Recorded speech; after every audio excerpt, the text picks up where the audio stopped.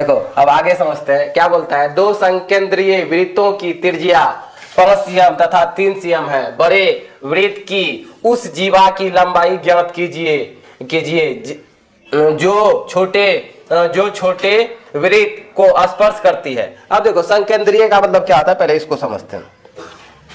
सबसे पहले एक वृत्त बनाएंगे, ये हो गया वृत्त। अब संकेंद्रीय का मतलब होता है इसी के ऊपर में इसी के समान एक वृत्त। अब इसी के समान एक वृत्त कैसे हो जाए, यहाँ देखो हो गया। पहले एक छोटा वृत्त, अब इसी के ऊपर में दूसरा वृत्त, ये क्या हो जाएगा संकेंद्रीय। संकेंद्रीय का मतलब होता है इसी के समान।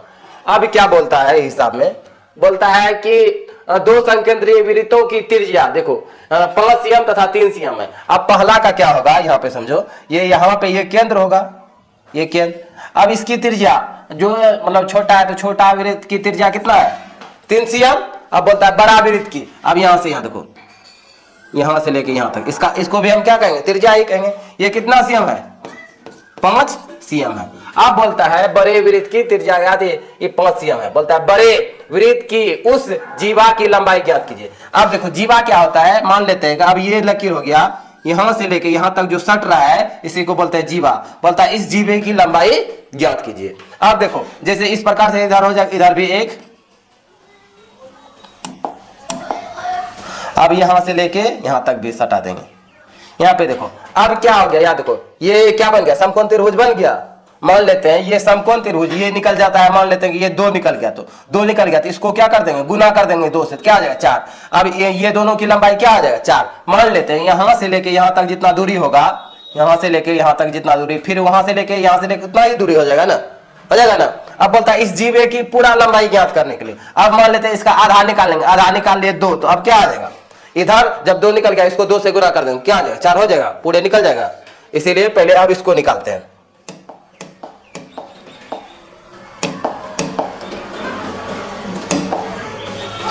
अब देखो ये क्या बन गया समकोण त्रिभुज। पहले अब इस समकोण त्रिभुज को क्या करते हैं बाहर में निकाल लेते हैं। अब बाहर में क्या निकाल लेंगे, इस प्रकार से हो जाएगा, इस प्रकार का हो जाएगा। अब देखो ये क्या आ गया, कर्ण कितना हो गया 5 सीएम हो जाएगा। ये लंब क्या आ गया 3 सीएम हो गया। अब लिख लेंगे, इसको कुछ भी मान लो, ओ मान सकता है, इसको बी मान लो, इसको ए मान लो, इसको सी मान लो, कुछ भी हम मान सकते हैं। अब ये क्या आ जाएगा, हम मान लेते हैं अब इसको मान ले, जैसे माने हैं कि क्या मानेंगे, इसको ओ मान लिए, उसके बाद यहाँ पे ए हो गया, ये बी हो गया, हो गया। अब लिखेंगे हल, हल करेंगे। हल में क्या आ जाएगा, यहाँ पे हम ऐसे लिख सकते हैं, क्या हो जाएगा कर्ण बराबर कितना सीएम हो गया रे 5 सीएम हो जाएगा। फिर यहाँ पे लंब बराबर कितना हो जाएगा 3 सीएम भी लिख सकते हैं, 3 सीएम हो जाएगा। अब निकालना क्या है,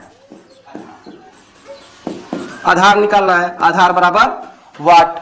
अब इसको हम करते हैं, जानते हैं कि कर्ण स्क्वायर बराबर फॉर्मूला क्या आता है, कर्ण स्क्वायर बराबर लंब स्क्वायर प्लस आधार स्क्वायर, ये फॉर्मूला होता है। अब हम जान रहे हैं कि क्या कर्ण कितना दिया है 5 सीएम दिया है। फिर यहाँ देखो लंब दिया है कितना सीएम 3 सीएम, लेकिन यहाँ पे 3 सीएम नहीं लिखते हैं, यहाँ पे आधार कुछ नहीं है तो हम आधार लिख देंगे, आधार का स्क्वायर। अब क्या होगा 5 का स्क्वायर करेंगे 5 ए 25, 3 का स्क्वायर करेंगे 3 तिया 9 प्लस, अब यहाँ आधार स्क्वायर है तो आधार स्क्वायर ही रहने देंगे। अब क्या होगा, अब ये इधर हो गया 25, अब इसको ये क्या प्लस में बराबर के इस पार में लाएंगे, क्या कर लेता है उल्टाबाजी कर लेता है, ये प्लस में बराबर के इस पार में आ जाएगा, क्या आ जाएगा माइनस में हो जाएगी, ये 9 हो गया। अब क्या करेंगे, यहाँ पे लिखा हुआ है सिर्फ क्या आधार स्क्वायर, तो आधार स्क्वायर रहने देंगे। अब यहाँ पे समझो अब क्या आता है 25 में यदि हम 9 घटाएंगे कितना आ जाएगा 16। यहाँ पे देखो यहाँ क्या था आधार स्क्वायर था ना। अब यहाँ पे ये स्क्वायर जो है इसको बराबर के इस पार में भेज देते हैं, इसको जब बराबर के इस पार में भेज देंगे तो क्या चीज में बदल जाता है रूट में बदल जाएगा। अब क्या आ जाएगा 16 का वर्गमूल क्या निकल जाएगा 4 निकल गया।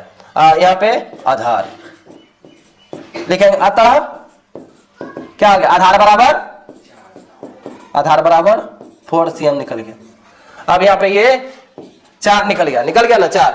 अब इसका बोलेगा कि पूरे ये 4 और ये 4 हो गया, क्या यहाँ पे अभी इसका दूरी 4, ये 4। अब लिखेंगे जीवा, जीवा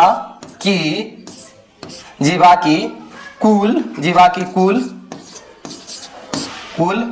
लंबाई,